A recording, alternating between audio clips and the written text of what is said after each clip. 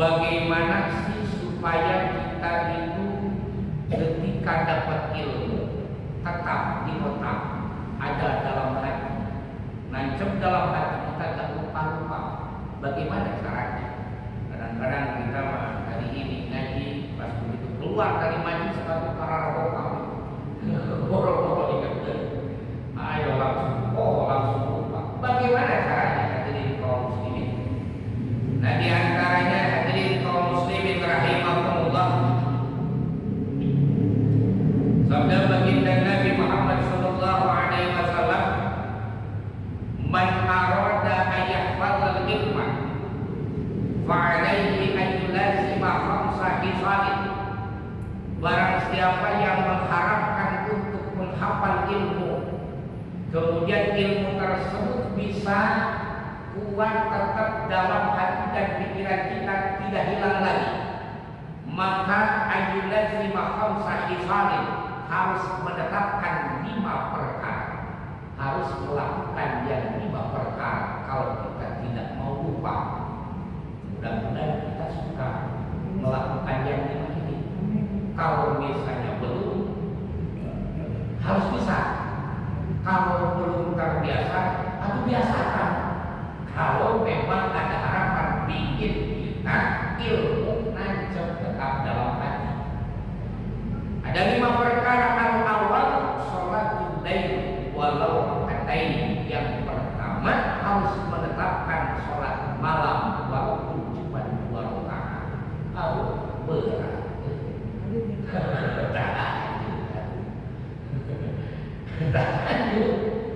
Itu untuk menetapkan pas begitu kita ikut pengajian, dapat ilmu, kemudian tidak hilang lagi ilmu, maka kita harus bisa menetapkan sholat malam tahajud walaupun cuma 2 rakaat.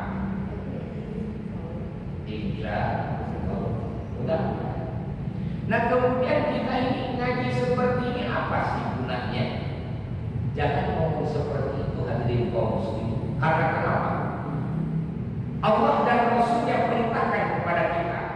Tujuan kita itu bukan kita itu ngaji seperti ini bukan mau jadi penceramah, bukan. Kalau misalnya anak kita pesantrenkan, misalnya datang pesantren supaya menjadi penceramah, jadi dia jadi ustaz, salah dia. Untuk apa? Supaya benar hidup kita, begitu. Supaya benar ada bekal buat kita. Kan setidaknya kalau misalnya kita ngaji dapat ilmu sholat kita bisa. Kalau misalnya kita sholat kemudian tidak pakai ilmunya, jadi kaum muslimin, sholat kita nggak diterima, amal amal kita ditolak. Bukan cuma ditolak, nggak diterima sama Allah. Boro-boro diterima, ditolak sama Allah. Capek tuh kalau begitu. Kita rajinnya sudah ada. Begitu zuhur langsung kita sholat berjamaah zuhur. Begitu asar langsung kita sholat asar berjamaah. Begitu maghrib langsung isya, langsung subuh, langsung. Mohon maaf lahir batin kalau tidak disertai dengan ilmunya, ditolak sama Allah. Boro-boro diterima. Nah, perlunya ngaji itu apa? Yaitu tadi supaya kita bisa membedakan sholat kita itu hadirin kaum muslimin, ada rukun yang wajibnya, ada yang sunnahnya.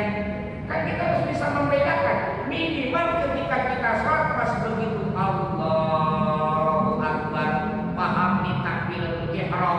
Takbiratul ihram itu harus dengan lafaz Allah dan lafaz akbar. Tidak boleh diganti dengan yang lain. Tidak boleh kita takbiratul ihram Allahu Samad, nggak bisa. Harus dengan lafaz Allah dan akbar. Minimal kita tahu itu. Kan dulu pernah rame-rame takbiratul ihram diartikan. Kalau orang yang nggak tahu ilmunya, aduh dia aja ikut aja. Orang Sunda Allahu Maha Agung, kurang bedi. Bahasa Indonesia Allah Maha Besar. Terus orang yang nggak punya ilmu, dia ada, dia juga ya. Apa sih begitu ngomongnya? Kalau nggak punya ilmu, tapi kalau punya ilmu, oh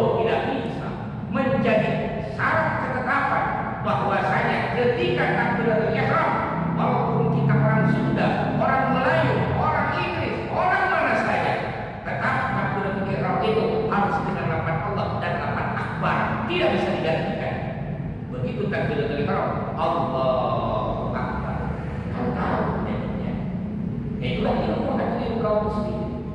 Begitu Allahu akbar, kemudian dalam rukun sholat itu ada yang qalbi, bangsa hati, wajib bangsa hati, mana niatnya.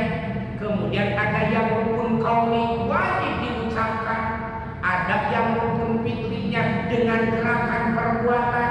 Kita tahu itu semuanya. Pas begitu Allahu akbar, baca doa kita, pas kebetulan di bulan Ramadan, imamnya kagak baca doa kita, sama kagak yang tak bakalan nanya begitu. Kalau punya ilmu mah kenapa? Doa kita sunnah hukumnya, dan gak baca doa kita pun tidak bakal sholat. Kan begitu berarti. Kan kadang-kadang ada aja yang nanya, Pak Ustaz, kalau di sholat tarawih imam kedengarannya langsung Fatihah, nggak baca doa kita, emang sampai dan ngaji berarti itu bukannya dan ngaji berarti itu nyawon berarti kagak tahu berarti doa kita itu sunnah dari kaum muslimin. Seperti kemarin kan pas begitu Allahu akbar kok tasbihnya bacanya 1 kali enggak 3 kali misalnya, boleh apa? Boleh. Yang penting biqadri tumanina, biqadri subhanallah. Tumanina itu dikira-kirakan baca 1 subhanallah. Begitu Allahu akbar, subhana rabbiyal azim wa bihamdi sami Allahu liman hamidah. Enggak baca 3 kali, aku enggak apa-apa. Kan begitu. Saya mah lagi naik nih imannya, lagi naik nih saya nih iman. Kalau kadang-kadang iman naik kan apa aja dilakuin kan. Kalau lagi iman naik itu hebat. Kalau lagi iman naik, ya Allah, Bapak saya malu punya membacanya 11 kali. Mana silahkan. Subhanallah, subhanallah, 11 kali. Ngeces. Aduh, mana silahkan. Sujudnya saya mau apa nih? Mau 11 kali, aku mana silahkan. Bukan kalau punya kalau muslimnya perlunya lagi minimal untuk memperbaiki ibadah kita. Kalau orang yang tahu ilmunya hadirin kaum muslimin, nih kadang-kadang misalnya kalau seandainya umpama sholat subuh keberangan, sholat subuh kesiangan misalnya, orang yang punya ilmu mah hadirin kaum muslimin begitu bangun kesiangan di subuh langsung ambil air wudhu, kalau sholat wudhu berlaku langsung ambil air wudhu, beres ambil air wudhu langsung hamparkan sajadah ke masjid daerah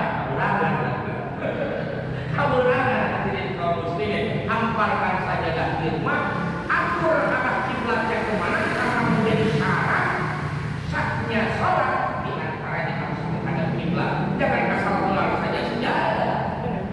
Yang penting pokoknya ngadap ke kulon, ke barat, enggak begitu, harus dikompas dulu. Kan begitu kalau orang yang berilmu, dikompas dulu hati kaum muslimin. Kadang-kadang masalah belah aja terus alasannya, Allah Maha Tahu ini. Ada aturannya, iya Allah Maha Tahu, tapi ada aturannya. Jadi kaum muslimin rahimahullah, kemudian pas begitu usollinya beda kalau orang yang berilmu masuk yang kesiangan itu.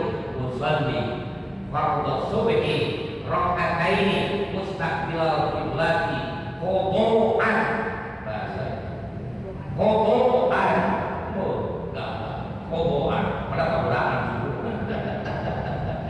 salli fardhu subhi raka'ataini mustaqbilal qiblati qodoan lillahi ta'ala. Allah, saya berniat sholat subuh 2 rakaat menghadap kiblat qodho karena Allah Ta'ala.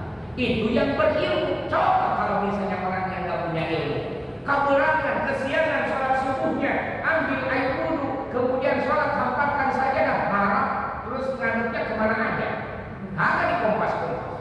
Misalnya kelar aja, udah Allah Maha Tahu, udah begitu. Harus diatur. Begitu sholat subuh pada waktu kesiangan, sholli fardhu subhi raka'ataini mustaqbilal qiblati ada apa?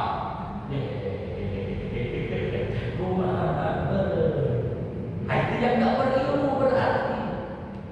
Makanya penting ilmu itu hadirin kaum muslim.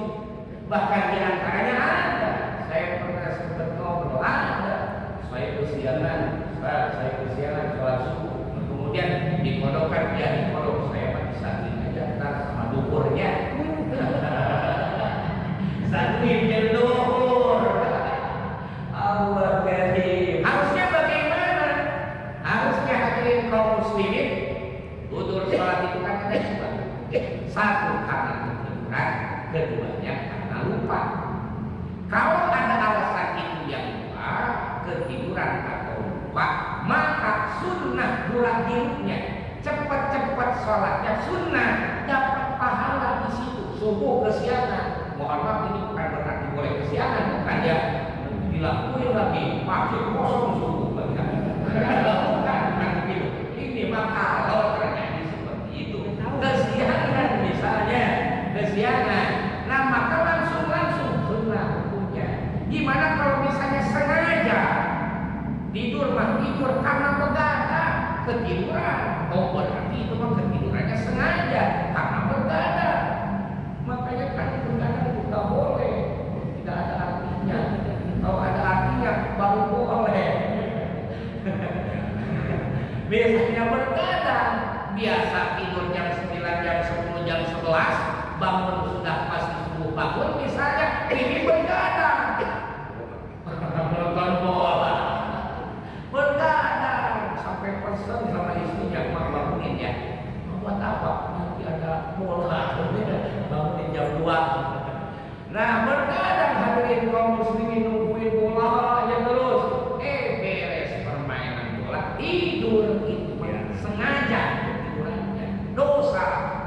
Nah kalau begitu mah ketidurannya karena sengaja kesiangannya bukan sunnah lagi, kurang tirunya, buru-buru kodoknya, wajib hukumnya. Jangan dulu ngopi, jangan dulu makan, jangan dulu mulut, langsung ambil air wudhu, hamparkan sejadah, langsung sholat niat kodok. Begitu. Nah hadirin kaum muslimin rahimahumullah, perlunya tadi itu bukan berarti kita supaya bisa mimpi tahlil, bukan. Kadang-kadang takutnya ada pemikiran di situ, ngapain gua lagi? Jadi usaha kakak. Allah karim, bukan di situ, supaya benar ibadah kita, supaya benar. Nah makanya hadirin kaum muslimin, inilah pentingnya ngaji, supaya kita itu wudhu itu ada sunnahnya, ada yang fardunya. Mana yang sunnahnya umur, mana yang sunnahnya menghirup air ke hidung, mana yang sunnahnya basuh kuping termasuknya sunnah. Dan begitu bisa membedakan mana yang wajibnya, mana yang sunnahnya. Dalam sholat pun begitu, enggak semua yang kita biasa lakukan sholat itu wajib semua, enggak. Itu ada yang wajib, ada yang sunnah. Bahkan sampai ke kunut pun jadi ribut, tiba-tiba kita ribut dengan masalah kunut. Kayak kunut itu, kumaha eta. Nu kunut, nosok kunut di kumaha kunut. Jadi apa sholatnya? Dua-duanya dicari kunut jeung kunut. Jadi sholatnya sah, sholatnya anu belum kumaha haram jalan itu sholat. Allah jadi ribut kadang-kadang. Sudah berdiri ribut pada masing-masing padanya. Allah hadirin kaum muslimin rahimahullah. Jadi kembali ke minimal kita itu tahu tentang gimana tata caranya sholat. Ada pembatalan sholatnya dalam sholat itu. Diatur berdirinya sholat, diatur dalam sholat, diatur sujud dalam sholat, diatur bahkan sampai baca Fatihah diatur semuanya hadirin kaum muslimin. Nah, maka kalau ingin nancap ilmu itu dalam hati kita setelah kita dapat ilmu tetap ada dalam hati dan pikiran kita, maka tadi harus membiasakan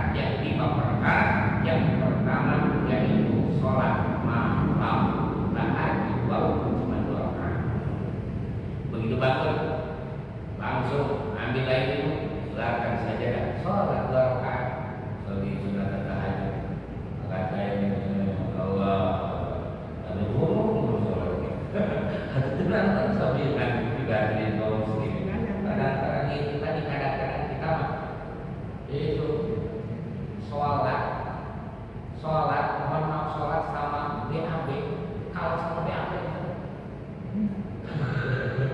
ini bayangin begini belum sholat isya bisa nonton atau ngobrol sebentar belum sholat isya kita itu kebetulan punya rumah kamar mandinya di luar mana hujan tadi kilat darah kenceng itu kira-kira kita maksain kagak keluar kenyawan darah keluar tapi pas begitu kita tidur pulas tiba-tiba nih perut berpak begini coba keluar apa kita keluar daripada cipirin di situ keluar kita makanya kalah dari kaum muslimin dan aku aja ini kalah kita kan oke ya itu hadirin kaum muslimin jangankan begitu pas begitu kita sholat isya baca isya lupa kita baca isya lupa tiba-tiba kita sudah pulang ke rumah balik lagi ke sini lupa sholat sunnah baca isya enggak bakalan balik lagi tapi merokok sebatang ketinggalan di sini balik lagi enggak balik lagi kalah sama rokok aduh satu itu yang keduanya kalau ilmu yang sudah kita dapatkan tetap dalam hati dan pikiran kita dawamul wudu'i kita membiasakan punya wudu batal wudhu lagi dan awas ini pentingnya lagi pembatalan wudhu itu kita wudhu batal atau wudhu kita punya wudhu nih kemudian wudhu batal kan kita minum punya wudhu batal enggak? Enggak. Kita punya wudhu makan batal enggak? Enggak. Kan ada orang yang ngomong punya wudhu beres wudhu ingin makan dulu makan tak beres makan wudhu lagi terus ditanya batal katanya. Tenang tak perlunya lagi benar kita tahu ke situ. Santai kita jadinya punya wudhu pas begitu mau makan dulu punya wudhu gak bakal terus gimana? Kumur aja udah kumur hilangin takutnya ada sisa makanan kalau gak kumur begitu sholat Allahu Akbar Bismillahirrahmanirrahim sate nyelip takutnya begitu makanya kumur mending makannya sate ini kenjel dimakan nyelip kenjel dawamul wudu batal wudu lagi masya Allah tabarakallah luar biasa bahkan diantaranya yang akan melancarkan rezeki memudahkan rezeki dan diri kita selalu kita punya wudu keberangkatan kita mau kemana aja punya wudu mau tidur punya wudu berangkat kerja punya wudu mau apa saja punya wudu orang yang punya wudu dijaga selain daripada dijaga selama orang itu punya wudu maka malaikat khususan istighfar memohon ampun kepada Allah kepada orang yang masih dalam keadaan bersih suci punya wudu luar biasa. Kemudian yang ketiganya at-taqwa bisirri wal alaniyah takwa bisirri wal alaniyah dalam keadaan waktu sepi mau banyak orang mau lagi sendiri mau lagi banyak orang mau di tempat sepi mau di tempat ramai mau di kantor mau di pasar mau di masjid di mushola di mana aja tetap hati kita eling kepada Allah Subhanahu wa taala itu insya Allah ilmu kita akan tetap dalam hati dan pikiran kita. Satu apa tadi? Sholat tetap mau. Yang keduanya apa? Dawam wudu. Kemudian apa? Takwa. Selalu ada rasa takut, tidak merasa memiliki, tapi merasa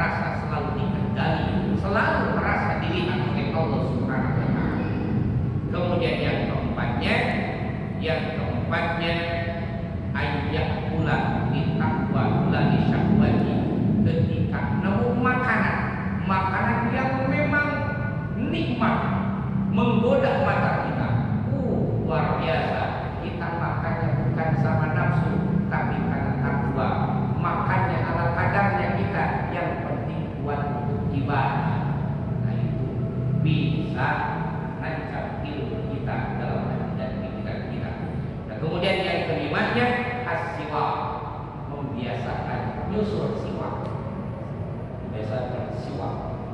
Ini bisa menetapkan, menguatkan ilmu yang ada dalam hati kita dan pikiran kita. Siwak.